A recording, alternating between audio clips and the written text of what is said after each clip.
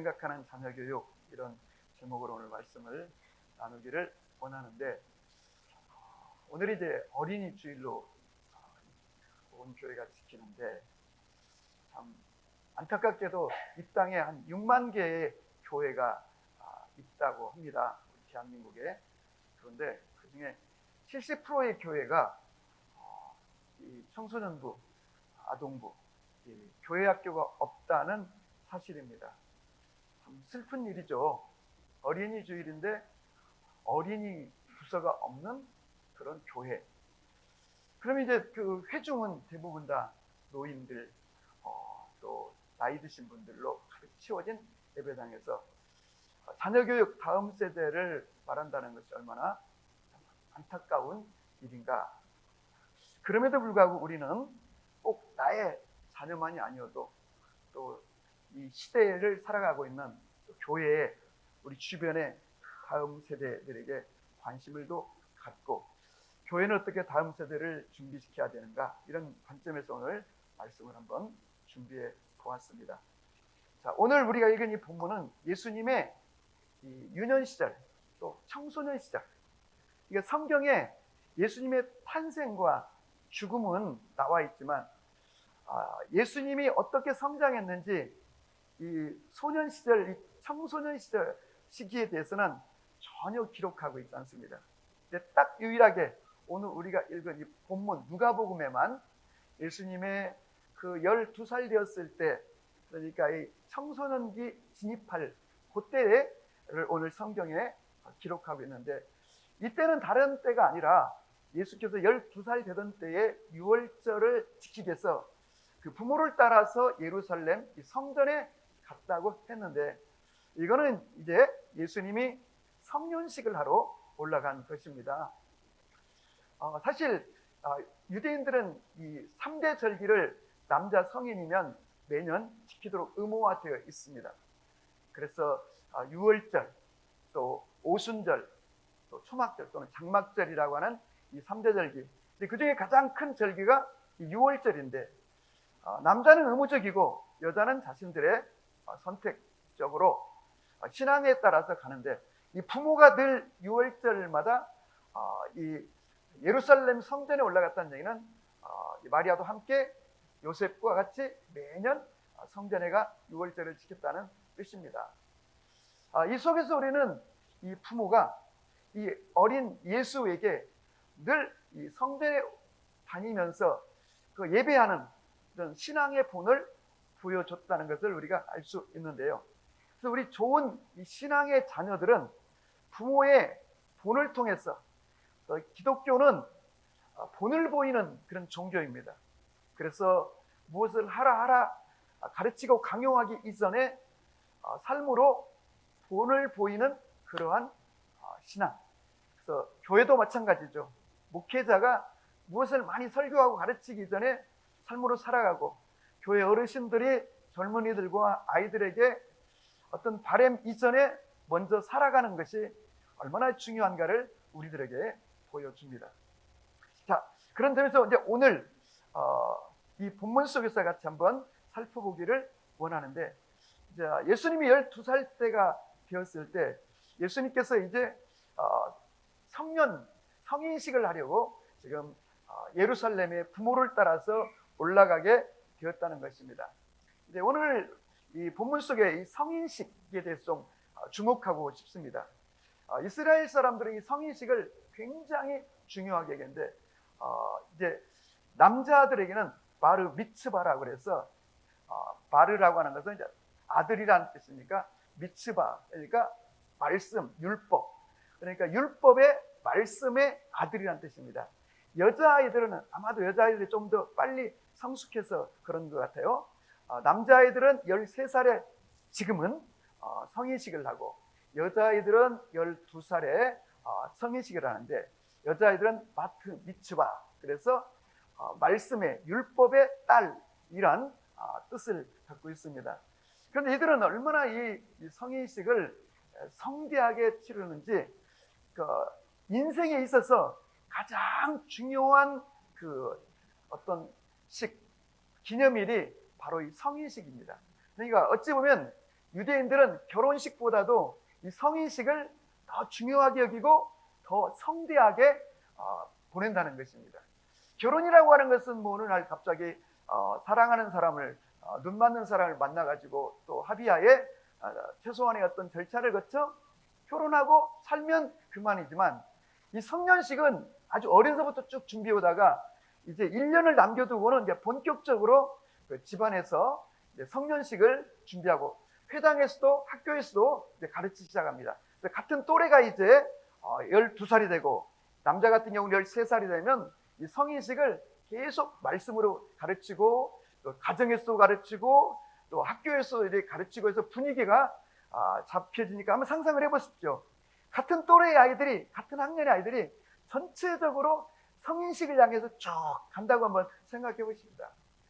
그런데 이 성인식을 그들이 얼마나 중요하게 여기는지 해외에 있는 가족들도 다 와서 성인식을 축하해주는, 그러니까 뭐 결혼식보다도 더 성대하고 그 기간도 1년씩이나 쭉 체계적으로 준비해 오니까 이 저절로 이 준비가 될 뿐만 아니라 이 문화와 이 분위기가 되는데, 저는 이 유대인들이 갖고 있는 이 성인식이 문화적으로 얼마나 놀라운 비밀이 있는가를 특별히 이번에 생각해 보게 되었습니다.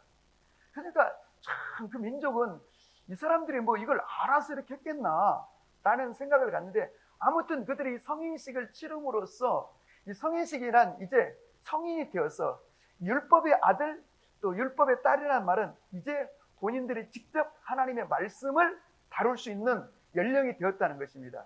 그러니까 이미 유대인들은 만 4살 때부터 성경을 암송시키고 성경을 읽게 하면서 쭉 말씀으로 훈련해오고, 구제에 대해서도 계속 그들은 짜리트라고 하는 구제함을 집안에 두고 매주 안식일 예배를 드릴 때마다 그 짜리트라고 하는 구제함의 구제금을 자기가 아르바이트하고 용돈 모은 것 중에 일부를 구제비로 이렇게 계속하는 이 훈련을 어려서부터 쭉 해오다가 이 마지막 그 1년은 그냥 아주 조직적으로 체계적으로 이 아이들에게 집안 전체, 아니 마을 전체, 아니 국가적으로 그 연령대 아이들은 이 성인식을 준비해 오는 것입니다. 그러니까 이 성인식을 위해서 뭐 멀리 사는 친척들도, 뭐 출타적인 누구도, 심지어 해외에 있는 친척 가족들도 이 성인식을 축하하기 위해서 다 모이는데, 이 성인식 하는 장면을 우리가 영상이나 사진으로 보면 정말로 대단한 것을 알 수가 있습니다. 양강나팔을 불어대고 북을 치고, 그리고 이제 그들이 이제 어깨 쇼를 이제 걸쳐가지고 이제 이 회당에서도 말씀을 낭독할 수 있는 특권을 주고 뭐 여러 가지 일들이 있는데, 이 성인식 하는 장면을 보면 제가 가장 이번에 인상적이었던 건 뭐냐면, 성인식을 할 때 3가지의 선물을 합니다. 이 3가지의 선물을 하는데 첫 번째 선물이 뭐냐면 성경을 선물합니다. 너희들은 말씀의 아들이다.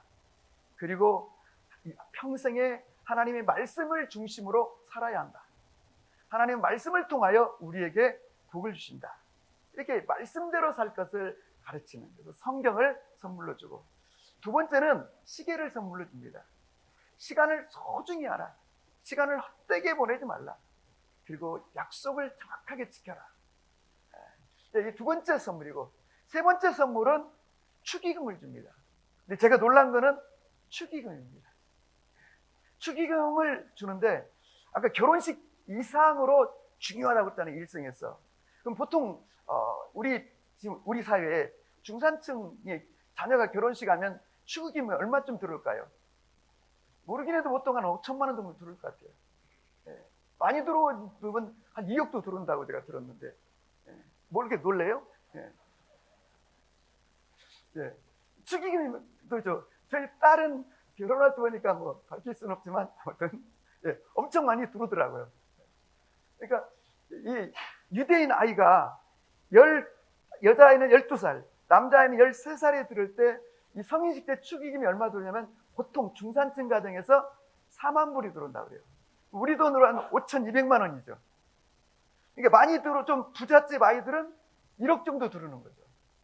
그러니까 12살 아이가 자기 소유의 그 1억을 5천만 원을, 7천만 원을 소유한다는 건 이건 인생에서 얼마나 엄청난 이게 경험이겠는가라는 생각을 할 수가 있겠죠. 그래서 이 성인식 때 두 가지를 준비하는데, 첫 번째는 말씀의 아들, 말씀의 딸인 것처럼 그 가족들에게 또는 회당에서 이제 자기가 한 주제를 가지고 이제 일종의 설교, 말씀을 준비합니다. 그래서 5분이 됐든 10분이 됐든 자기가 깨달은 말씀, 자기가 이렇게 성장하면서 정말로 가슴 깊이 새겼던 누군가 나누고 싶은 말씀을 5분, 10분 이렇게 설교를 합니다. 그래서 말씀의 자녀가 되는 거예요. 두 번째를 준비하는 건 뭐냐면 일종의 프리젠테이션인데, 그거는 축의금으로 받은 돈, 보통은 한 5천만 원 정도 되는 거죠. 많은 집은 한 1억도 되는 것이고 뭐 그 이상도 될 수가 있겠죠.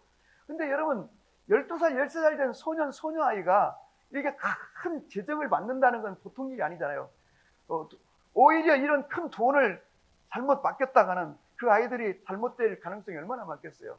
그래서 1년 동안 이 아이들에게 말씀을 준비시키고, 또 하나는 1년 동안 이 받은 축의금을 어떻게 자기가 이제 어른이 되고 결혼할 때까지 이제 관리를 하고 운영할 것인가를 이제 자기가 프레젠테이션 하는 거예요. 자기는 이 돈으로 뭐 주식을 사가지고 뭘 어떻게 하겠다든지, 아니면 자기는 뭘 이렇게 사서 어떻게 하겠다든지, 이 돈을 어떻게 이제 불려가며 관리할 것인가를 이제 프레젠테이션 하는 거예요. 저는 이거를 이렇게 보면서 무슨 생각을 하게 되었냐면, 야, 어려서부터 이렇게 말씀에 대한, 또 시간에 대한, 그리고 이 재정에 대한 관리를 이렇게 철저하게 해 온다면 이 아이들이 얼마나 대단한 아이들이 되겠는가. 그래서 어떤 아이들은 주식을 사기도 하고 채권을 사기도 하고, 또 아니면 뭐 예금을 하기도 하고, 또는 아니면 누군가와 어떤 동업 방식으로 일을 하기도 하는 이런 아이들이 되어서 부모로부터 완전히 독립하는 23세 때가 되면 대부분의 아이들이 그 돈을 불려가지고 억대, 심지어 뭐 2억대 이렇게 만들게 된다는 거예요. 이게 유대인은 하나님을 경외하기 때문에 유대인이 되는 게 아니고, 이 준비와 이렇게 훈련과 과정을 통해서 만들어진다는 거예요. 그래서 23세가 되면 완전히 결혼을 하고 독립을 하게 되는데, 이 전 세계에서 소위 이 창업 기업이 가장 많은 나라가 이스라엘이라고 그래요. 이스라엘은 1000명당 하나의 기업을 만들어낼 만큼 이 창업하는 회사가 많고, 전 세계 창업 자금의 70%가 이스라엘로 투자되고 몰리고 있다는 거예요. 그럼 왜 이스라엘은 이렇게 창업하는 사람들이 많을까라는 것을 생각해 보았을 때, 그것은 이들이 어려서부터 경제관념이 분명했을 뿐만 아니라 계속 이 재정을 관리하고 훈련하면서 23살쯤 될 때는 이미 재정에 대해서 한다는 겁니다. 그래서 이 성인식, 12살, 13살 될 때 이 성인식 할 때 2권 이상의 책을 읽히는데, 그게 뭐냐면 경제에 관한, 재정에 관한 책을 아이와 함께 상의해가지고 선정해서 반드시 읽히고 성인식을 하는, 성인식을 하는 데는 많은 조건들이 따르는데 이러한 것들을 준비시킨다는 겁니다. 여러분, 우리가 잘 아는 그 스타벅스 CEO 케빈 존슨 같은 사람, 페이스북의 마크 저버 같은 사람, 아마존의 제프 베이조스 같은, 아마존, 페이스북, 스타벅스 이 세 개 기업은 이 어려서 그 성인식 때 받은 축의금을 불려가지고 창업자금으로 성공한 기업들입니다. 대표적으로. 그러니까 이런 것들이 언제 이 사춘기에 접어드는 이 시기에 이들에게 이 성인식을 통해서 이제 성숙하고 인생을 신중하게 살아가도록 그들을 이렇게 준비시킴으로써 그들이 한 인간으로서 그냥 부모에게 종속된 존재가 아니라 한 독립적인 인간으로서 저들을 준비시킬 때 어쩌면 그 인생이 굉장히 빨리 시작된다고 볼 수가 있는 것이죠. 우리는 대학 갈 때까지 아이들을 부모의 품 안에 안고 키우고 있는데, 이 아이들이 그냥 어려서부터 이렇게 독립심과 이런 경영, 창업 이런 것들의 인식을 열어주기 때문에 유대인은 세계 인구의 0.2%고 미국 3억 3천 중에 3%가 유대인임에도 불구하고 우리가 아는 것처럼 역대 노벨상 수상자의 23%가 유대인이고 2013년도는 노벨상 8개 중에 6개를 유태인이 가져갈 정도로, 뿐만 아니라 미국 명문대학 법대 교수의 50%가 뭐 유대인이고, 뭐 이런 정도는 우리가 흔히 많이 들었던 이야기일 것입니다. 20세기를 빛낸 그 3인의 영웅을 타임지가 선정했습니다. 표지기사로 내보낸 적이 있는데, 20세기를 빛낸 3인의 영웅 3사람이 우리가 잘 아는 공산주의 이론을 정립한 칼 막스, 또 물리학자 아인슈타인, 또 그리고 무의식 세계를 연구한 프로이드. 놀라운 건 이 3사람이 모두 유태인이라고 하는 사실입니다. 여러분, 우리가 뭐 들으면 뭐 알 수 있는 수많은 사람들,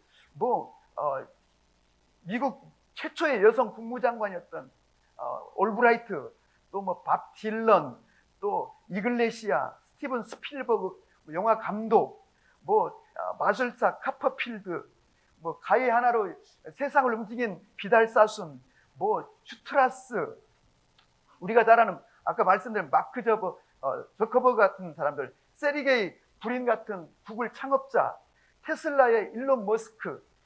언젠가 일론 머스크의 토론하는 걸 제가 잠깐 들었는데, 성경 인용을 그냥 막 자유자재로 성경을 인용하고 이렇게 표현하는 것을 제가 볼 수 있었는데요. 우리가 아는 조지 소르소 같은 사람들, 버냉키 같은 사람들, 또 헨리 키신저, 록펠러, 퓰리처상을 일으킨 퓰리처, 에디슨, 앵커 중에 앵커 레리 킹, 하는 수많은 문학, 음악, 예술, 전 분야의 이 유대인들이 얼마나 많이 장악하고 있는가인데, 이거는 이 저절로 여호와를 경외하기 때문에 복을 받은 백성이 아니라, 그럴 뿐만 아니라 그들이 어려서부터 이렇게 준비되고 세워지고 만들어졌다고 하는 사실입니다.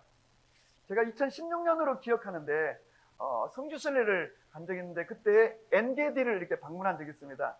우리 한국 사람들은 위험하다고 엔게디 그 연못까지만, 이렇게 연못이라기보다는 그 폭포 밑에 있는 거기까지만 가게 되는데, 그 위를 올라다 보니 쫙 꼭대기에 시뻘건 이 아주 악산처럼 아주 급경 경사가 심한 그 광야, 시뻘건 광야 산을 허리를 지르면서 보니까 막 개미 같은 애들이 이렇게 이동하는데, 멀리서 보아도 초등학생 한 1, 2학년, 2, 3학년쯤 되어 보여요. 그런데 그 악산 그 중턱을 이 아이들이 한 수백 명의 아이들이 일렬 행렬을 져서 쭉 산을 타고 이동하는 거를 보고 너무 놀라워가지고, 제가 가이드분한테 아니 쟤들이 뭐 하는 아이들이냐고 했더니 지금 수련회 중이라는 거예요. 아니 그런데 저 위험한 산을 어떻게 저 아이들이 가냐고 했더니 괜찮다고, 선생님들이 다 안전교육 시키고 배치를 해서 괜찮다고. 저들은 늘 모든 아이들은 다 저렇게 한다는 거예요. 그래서 엔게디 다윗이 쫓겨다녔던 그 엔게디 산맥을 거쳐 결국은 우리가 잘 아는 마사다에 가서 이제 마지막 밤을 보내고, 거기서 이제 장렬하게 민족 정신을 붙들고 죽었던 그 마사다의 정신을 가르치고, 나라를 빼앗기는 민족이 얼마나 비참한가를 가르치고 이제 다시 집으로 돌아온다는 그런 일련의 얘기를 가이드한테 들었는데, 그 중에 그 가이드가 했던 얘기 중에 저한테 인상적인 얘기가 뭐냐면은, 근데 목사님, 제가 사실 이스라엘에 와서 제일 놀랬던 게 뭔지 아세요? 이제 아이를 학교를 이제 보냈잖아요. 보냈더니 이제 수련회가 시작된다고 가정통신문이 왔다는 거예요. 준비물들이 쭉 있는데 보니까 반드시 아이로 하여금 준비하게 하십시오, 그렇게 돼 있더래요. 근데 한국하고 너무 다르잖아요. 한국은 수련회는 그만두고 소풍만 가도 엄마가 알아서 다 준비해 주잖아요. 슈퍼 가가지고 수련회 간다는 배낭까지 운동화까지 다 준비해 주는데, 이스라엘 아이들은 모든 준비물, 3박 4일, 2박 3일의 모든 준비물들을 아이들로 하여금, 초등학교 2학년, 1학년 아이들로 하여금 직접 준비하게 한다는 거예요. 그래서 모든 짐을 다 완벽하게 꾸려놓고 배낭을 침대에다 두고 아침에 이제 그걸 가지고 간다는 거예요. 그래서 제가 이제 정말로 우리 한국 아이들을 상상해 보면, 아니 한국 아이들은 그만두고 저희 부부조차도 아이들 수련회 간다면 다 우리가 준비해줘요. 다 준비해줘요. 가가지고 전화해요. 이 운동화를 그걸 넣느냐고, 그냥 싫어하는데, 간식을 왜 그걸 넣느냐고, 싫어하는데, 그런 것처럼. 여러분, 유대인은 저절로 유대인이 아니라 이 하나님의 말씀에 목숨 걸고 아이들을 준비시켜서 오늘날 유대인이 되었다는 것을 우리가 기억하면서 정말로 우리 자녀 교육은 되돌아보면 후회하고 또 후회가 되는 것이 자녀 교육 아니겠습니까? 그럼에도 불구하고 우리가 이런 정신, 또 우리 교회, 또 우리 주변, 우리 손녀, 손주들이라도 더욱더 하나님의 말씀으로 성경대로 키우는 것이 얼마나 중요한가를 생각해 보는 것입니다. 그런 은총이 교회 가운데, 여러분의 집안 가운데 있기를 주의 이름으로 축복합니다. 또 성인식이라는 건 뭐냐면, 오늘 예수님께서 12살이 되어서 예루살렘 6월절 성전에 성인식을 하고 올라가셨는데, 말 그대로 어린아이의 일을 벗고 어른이 되는 절차예요. 우리나라는 성인식을 19살에 하죠. 고등학교 3학년 때 주로 하고 있는데, 이 나라는 중학교 1학년, 바로 만 12살, 13살 때에 성인식을 하는데, 성인식의 진정한 의미는 어린아이의 일을 벗고 어른이 된다는 의미입니다. 이제는 네가 책임적 존재가 되라는 것입니다. 그래서 오늘 우리가 읽은 이 본문 속에 중요한 의미가 뭐냐면, 바로 오늘 이 시대를 살아가는 그리스도인들도 어린아이의 일을 벗어버리고 영적으로 너희가 노상 젖만 먹는 그런 어린아이를 벗어버리고 이제는 단단한 음식도 먹을 수 있는 사람이 되라고 히브리서에서 우리에게 가르친 것처럼, 정말 우리가 신앙적, 영적으로도 늘 누군가가 나를 챙기고 보살피고 또 나의 삶과 나의 언어와 행동이 어린아이 같은 그런 존재가 아니라 다른 사람에게 영향을 주고 영향을 끼치는 그런 사람으로, 그런 성도를 이렇게 서는 그런 계기가 되어야 할 줄 압니다. 그래서 이제 어린이 주일이란 우리 다음 세 어린이들만의 주일이 아니라 어른들도 어린아이의 옷을 벗어버리고 정말로 장성한 믿음의 사람답게 주님의 영광을 위해서 사는 그러한 삶이 될 수 있기를 축복합니다. 그래서 아까 그 성인식 때 3가지 선물 중에 3번째 축의금을 준다고 그랬잖아요. 그러니까 축의금을 굉장히 많이 주는 거죠. 그런데 이 부모가 이 자녀들에게 이 돈이 얼마나 중요한가, 이 재정관념을 심어줄 뿐만 아니라 어려서부터 이 아이들은 계속 용돈과 아르바이트로 벌어들인 돈을 가지고 짜리트라고 하는 구제함을 통해 이웃의 또 같은 반 친구들 중에 어려운 아이들을 도왔던 것처럼, 이제는 본격적으로 재정을 통해서 하나님의 영광을 위해 살라고 아이들을 철저히 가르침으로, 우리말에 돈은 개처럼 벌고 정승같이 쓰라고 했는데 실제 그렇게 사는 사람 많지 않거니와, 유대인들은 정말로 돈 되는 일이면 무엇이라도 하지만은 그러나 하나님의 영광과 이웃을 위해서는 엄청나게 헌신하고 희생하는 저들의 삶은 어느 한순간에 된 것이 아니라 저들이 어려서부터 훈련되고 가르쳐졌기 때문에 되어진 것들을 보면서 우리의 자녀들도 우리의 삶도 그렇게 될 수 있기를 주님의 이름으로 축복합니다. 그래서 이제 절기를 다 마치고 이제 집으로 이제 돌아가는데, 예수님의 그 부모들이 보니까 이제 뭐 막 마을별로 막 이제 떼지어 가지고 6월절 절기를 지키러 왔다가 또 같은 마을 사람들끼리 떼지어서 이제 돌아가는데, 그래서 이제 예수가 뭐 애도 아니고 벌써 이제 12살이 되었고 다 중학교 1학년쯤 되니까 어디 친척 중에 마을 사람들 팀에 끼어서 지금 돌아가고 있으려니 생각하고는 하루쯤 가다 보니까 아무리 봐도 안 뛰는 거예요. 찾아보니까 없는 거예요. 그래서 왔던 길을 다시 돌아서 찾아 하다 보니까 3일이 걸렸다는 거예요. 와서 보니까 그 예수께서 여전히 그 성전에서 그 율법 학자들하고 질문도 하고 듣기도 하는데 사람들이 그 말에, 예수의 말에 놀라게 되었다는 거예요. 여러분, 이건 우리에게 무엇을 가르치자면, 예수님께서 그 당시에 성전에서 이제 사내들인 공의원들 중에 대단한, 이를테면 뭐 바울의 선생이었던 가말리엘 같은 대학자들이 우리로 말하면 오픈 강연을 하는 거예요. 성전 마당에서. 그러면 이제 말씀에 사모함 있는 사람들이 쭉 둘러 앉아가지고 듣기도 하고 질문도 하고 이러는 그런 모임인데, 예수께서 거기 앉아가지고 지금 3일째 계속 질문도 하고 듣기도 하였다는 거 아니겠습니까? 여러분, 이것은 예수님께서 이 성경이 얼마나 이 탁월하고 능통한가를 우리에게 보여주는 건데, 예수님은 하나님의 아들이시기 때문에 이렇게 하나님 말씀을 다 알고 있는 것이 아니라 어려서부터 예수님께서도 말씀을 배우고 훈련했다는 것을 알 수 있는 거죠. 유태인들은요, 만 4살이 되면은 성경을 암송시킨다고 그랬잖아요. 그런데 성경을 창세기부터 암송시키는데 기록 제가 이제 본 책에 보면은 이 유태인들이 특별히 그 머리 이렇게 꽁지 이렇게 따고 검정 옷 입고 다니는 그 장차 랍비가 되겠다는 아이들이 있습니다. 그 랍비가 되겠다고 하는 랍비 학교 다니는 아이들은 그 아이들 중에 20%가 창세기, 출애굽기, 레위기, 민수기, 신명기 전체를 다 암송한다는 거예요. 언제? 성인식 때까지. 근데 원래 유대인 랍비 학교 출신이었다가 극적으로 미국에서 길 가운데서 바울처럼 예수님을 만나가지고 기독교인이 돼가지고 나중에 기독교 신학자가 된 코엔이라고 하는 분의 책을 읽어보니까 그분은 자기는 다른 애들은 이 창세기, 출애굽기, 민수기, 신명기 5권을 12살 성인식 때까지 외우는데 자기는 그때 구약성경 전체를 다 외웠다고 그래요. 구약성경 전체를 다 외웠대요. 자기 경험을 자기 책에서 이렇게 기술하고 있더라고요. 창세기 1장 1절을 외우는데 태초에 하나님이 천지를 창조하시니라를 며칠 동안 외웠다는 거예요. 그래서 창세기 1장을 외우는 데는 자기가 몇 달이 걸린 것 같아요. 한 6개월 걸린 것 같아요. 6개월. 그런데 이제 창세기 10장까지를 외우는 데는 한 1년이 걸렸는데 10장까지를 외우는데 얼마나 애를 먹었는지 모른다는 거예요. 근데 10장쯤 넘어가니까 외우는 속도가 점점 빨라지기 시작하더라는 거예요. 창세기를 다 외우고 났을 때는 놀라운 현상이 자기에게 일어났다는 거예요. 창세기 전체 50장까지를 다 이게 암송을 하고 나니까 자기 뇌가 순간 이 암송 구조로 탁 바뀐 전환되는 것을 느꼈다는 거예요. 그때부터는 자기가 어떤 책을 읽거나 들으면 3번만 읽으면 책 전체가 다 외워진다는 거예요. 책 전체가. 그래서 구약 성경 전체를 외우는 데는 그렇게 힘들지 않았다는 거예요. 이분이 대단한 게 뭐냐면 원래 히브리어를 쓰는 유태인이잖아요.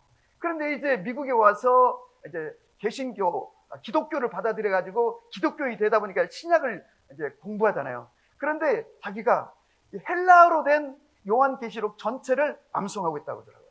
그러니까 이 머리가 이제 암송 구조로 딱 바뀌었다는 거예요. 그러니까 이 유태인이 될 수 있는 거는 이 하나님의 말씀 속에서 쉐마 이스라엘아 들으라. 그래서 너희는 말씀을 부지런히 읽고 암송하도록 시켰어. 그것이 이제 이들에게 삶을 얼마나 풍성하게 하는지, 이 성인식을 통해서 이들이 얼마나 중요하게 되는지. 특별히 오늘 49절에 보면 이런 대목이 나옵니다. 이제 예수의 부모, 특별히 어머니 마리아가 예수님을 약간 혼내는 듯 그런 이렇게 꾸짖습니다. 아이야, 어찌하여 우리에게 이렇게 하였느냐? 보라, 내 아버지와 엄마 내가 얼마나 근심하였느냐? 너 때문에 얼마나 애를 태웠느냐? 하고 이제 조금 이렇게 꾸지람을 했더니 예수께서 49절에 뭐라고 했습니까? 어찌하여 나를 찾으셨나이까? 내가 내 아버지 집에 있어야 될 줄을 알지 못하셨나이까? 내가 내 아버지 집에 있어야 될 줄을 왜 알지 못했습니까? 오늘 여러분 49절에 한번 주목해 보시기 바랍니다. 우리 신앙생활에서 가장 중요한 게 바로 이 점이죠. 예수님은 12살 때 이미 하나님이 자신의 아버지라는 사실을 인식하고 있었다는 거죠. 이게 뭐냐면 바로 소위 자아정체감입니다.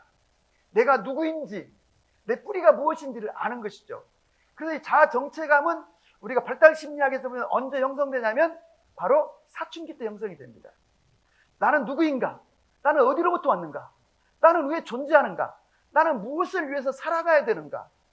이 자아정체감이 바로 이 사춘기 때 형성되는데, 유태인들은 사춘기가 시작되는 12살, 13살 때 성인식을 통해서 이 자아정체감의 문제를 철저하게 준비시켜서 내가 누구인가? 나는 어디로부터 왔는가? 근데 가장 중요한 게 뭐냐면 하나님이 나의 아버지라고 하는 인식.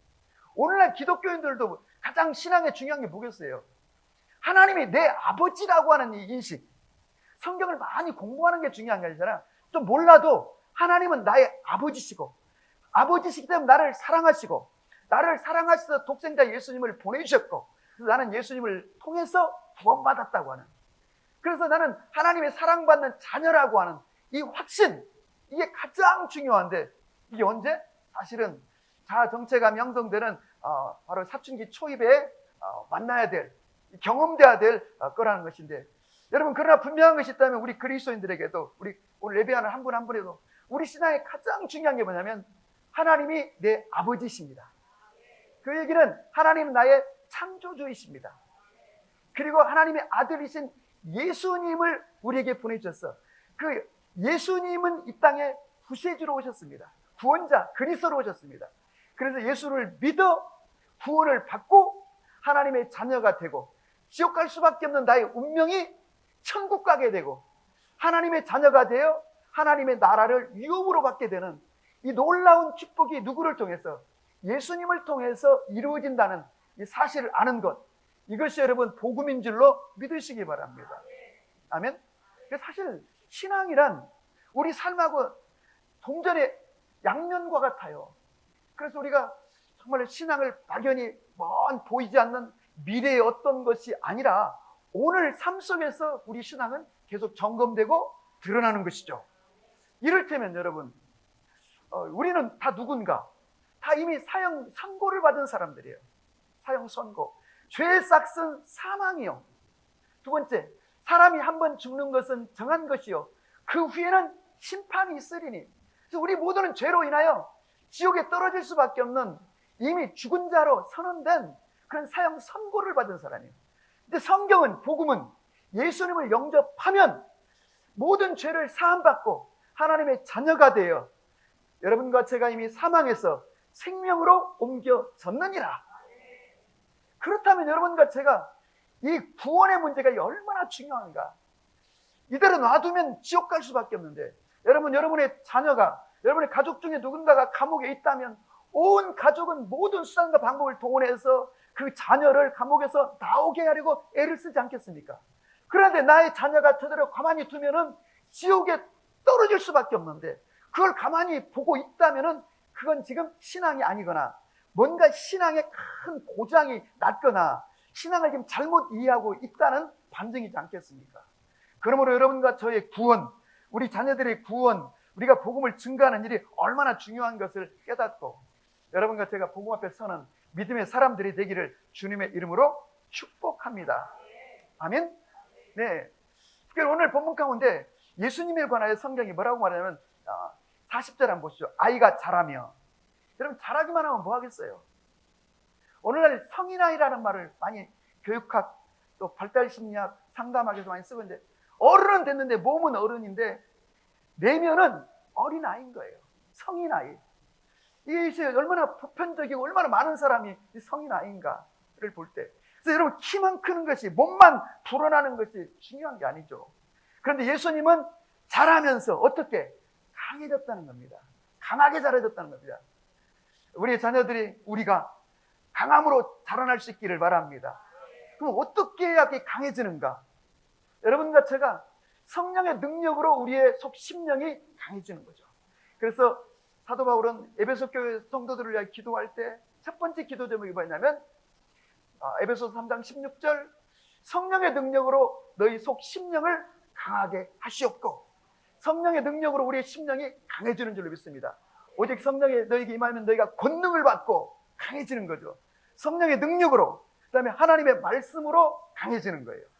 또 하나님이 우리와 함께한다고 하는 확신.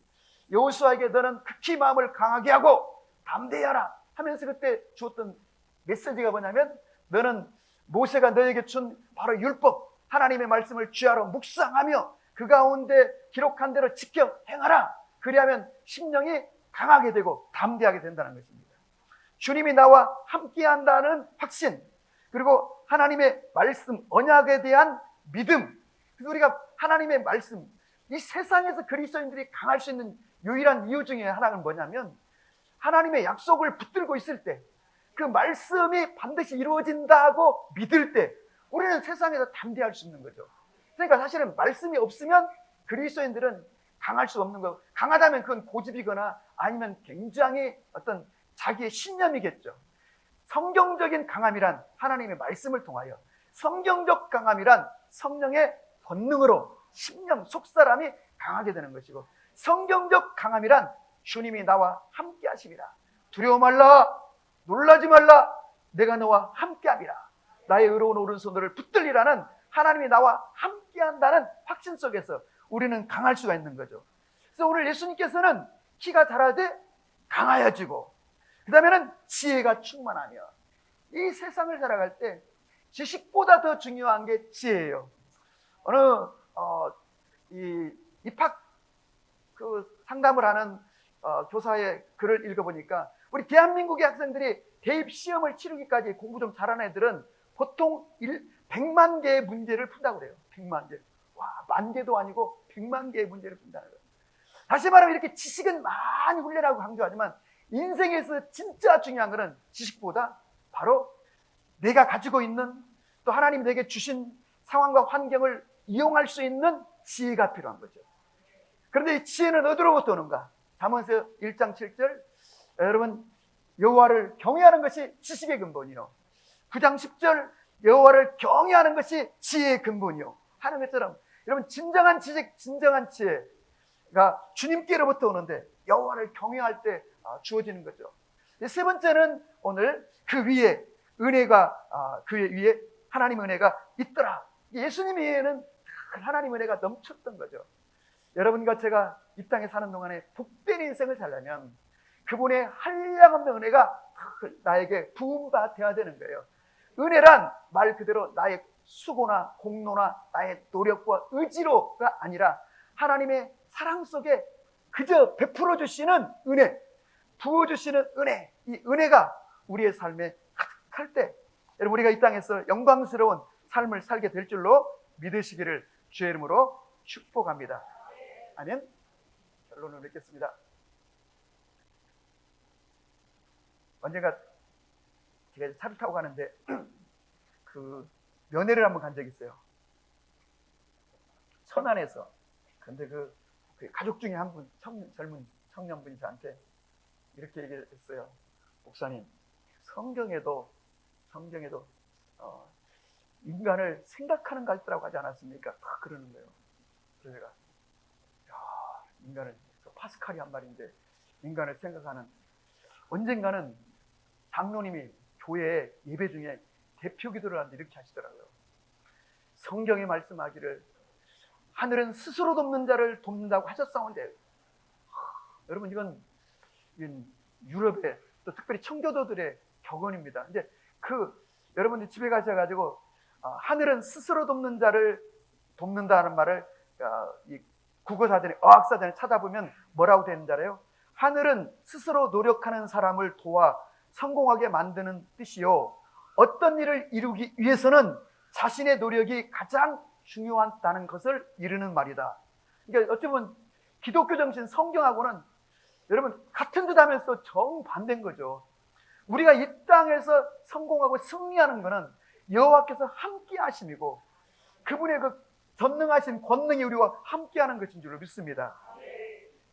한문에도요 천우자조자라는 말이 있어요. 말 그대로 하면 그대로 하늘은 스스로 돕는 자를 돕는다 그런 뜻이에요.